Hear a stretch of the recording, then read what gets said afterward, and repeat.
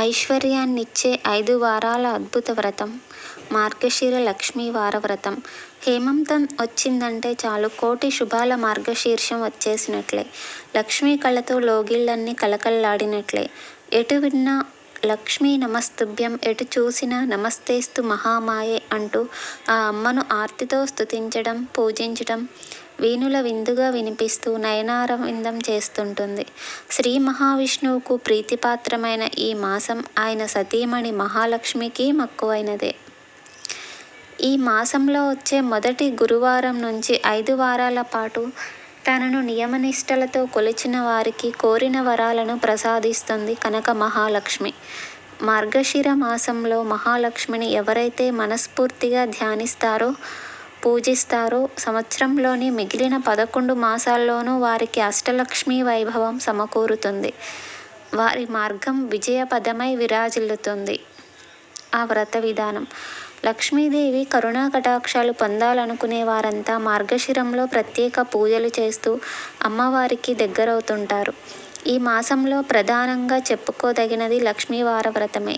దీన్నే కొందరు గురువార లక్ష్మీ పూజ అని, లక్ష్మీదేవి నోము అని పిలుస్తారు.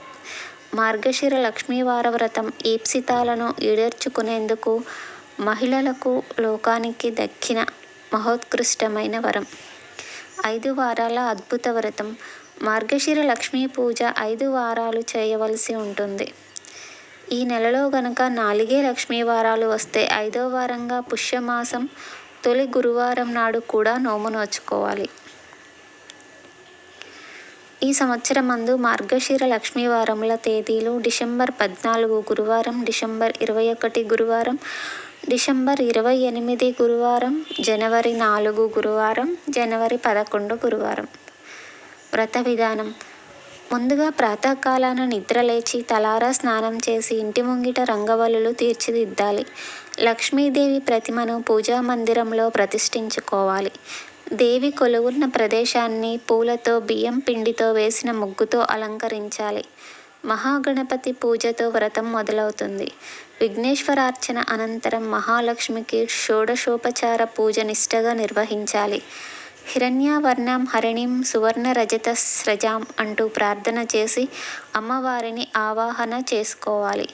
ఆసనం, పాద్యం, అర్ఘ్యం, ఆచమనీయం, శుద్ధోదక స్నానం, వస్త్రం, చామరం, చందనం, ఆభరణం, ధూపం, దీపం, నైవేద్యం, తాంబూలాదులు, కర్పూర నీరాజనాన్ని యథావిధిగా సమర్పించాలి. ఓం మహాలక్ష్మీ చ విద్మహే విష్ణుపత్నీ చ ధీమహి తన్నో లక్ష్మీ ప్రచోదయాత్ అంటూ లక్ష్మీ గాయత్రి నామాన్ని పఠిస్తూ అమ్మవారికి మంత్రపుష్పాన్ని సమర్పించాలి. అనంతరం సహస్రదళ పద్మాస్తం పద్మనాభ ప్రియాం సతిం అనే సిద్ధలక్ష్మీ కవచాన్ని సభిక్తికంగా చదువుకోవాలి.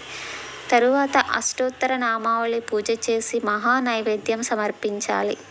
నైవేద్యానంతరం లక్ష్మీవార వ్రత కథ చెప్పుకొని అక్షింతలు శిరసును ధరించాలి. చివరిగా క్షమాప్రార్థన చేయాలి. అమ్మవారికి సమర్పించే మహా నైవేద్యం విషయంలో కొన్ని నియమాలు పాటించాలని పెద్దలు చెబుతారు.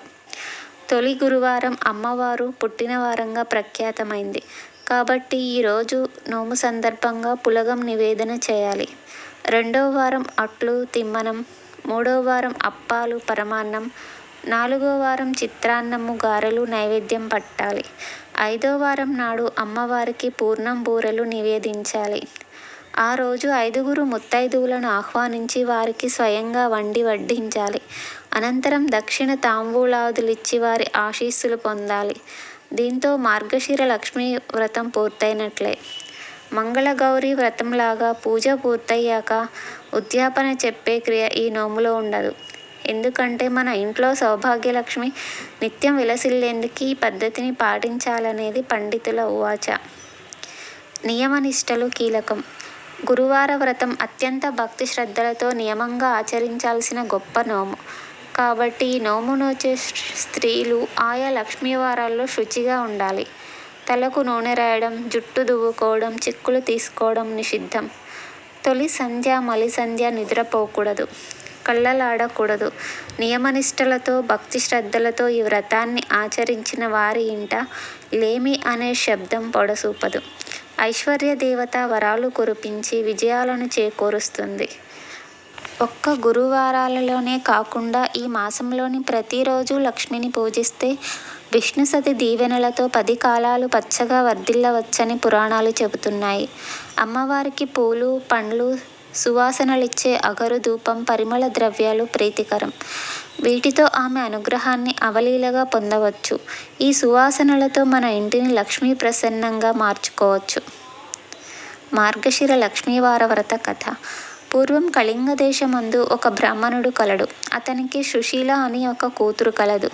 ఆమెకు చిన్నతనమున తల్లి చనిపోయినందున సవతి తల్లి పిల్లను ఎత్తుకొమ్మని చెప్పుచూ కొంచెం బెల్లం ఇచ్చేది.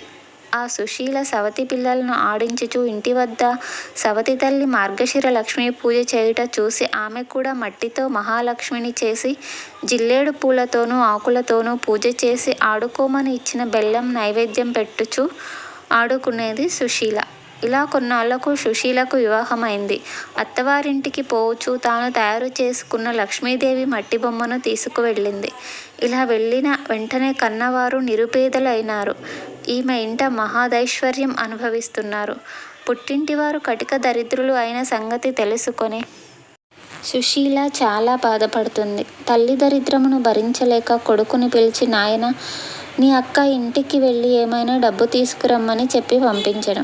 సుశీల ఇంటికి తమ్ముడు వెళ్ళి వారి దరిద్రం గురించి చెప్పాడు. దరిద్రమును తెలుసుకున్న ఒక కర్రను దొలిపించి దాని నిండా వరహాలు పోసి అతనికి ఇచ్చింది. ఆ చిన్నవాడు కర్రని పట్టుకుని వెళ్తుండగా దారిలో కర్ర వదిలి వెళ్ళిపోయాడు. ఆ కర్ర ఎవరో తీసుకుని వెళ్ళిపోయారు. ఇంటికి వెళ్ళిన కొడుకుని తల్లి ఏమి తెచ్చావు అని అడగగా ఏమీ తేలేదు అని చెప్పను. మన దరిద్రం ఇంతే అని అనుకున్నారు. కొంతకాలం తర్వాత సుశీల తమ్ముని పరిస్థితిని అడిగి తెలుసుకున్నది.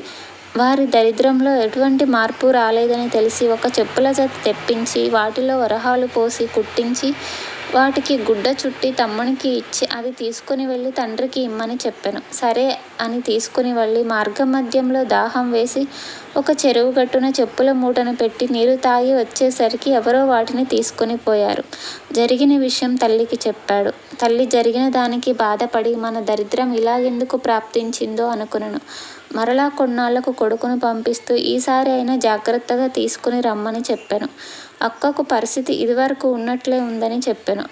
అప్పుడు సుశీల ఒక గుమ్మడి పండు తెప్పించి తొలచి దాని నిండా వరహాలు నింపి ఆ పండు అమ్మకి ఇమ్మని చెప్పింది. సరే అని తీసుకువస్తుండగా సాయం సమయంలో ఒక చెరువు వద్దకు వచ్చి దానిని గట్టు మీద ఉంచి సాయం సంధ్యా వందనం చేస్తూ ఉన్నాడు. ఇంతలో ఒక బాటసారి పండు బాగుందని పట్టుకుని వెళ్ళిపోయాను. ఆ కుర్రవాడు గట్టు మీదకు వచ్చి పండు వెతకగా పండు లేదు. ఏమీ చేసేది లేక ఇంటికి వెళ్ళాడు. తల్లి ఏమి తెచ్చితివి అని అడుగగా జరిగింది చెప్పాను. తల్లి విచారించింది. కొన్నాళ్లకు తల్లి ఇంటి దగ్గర పిల్లలను ఉంచి కూతురు దగ్గరకు వెళ్ళాను.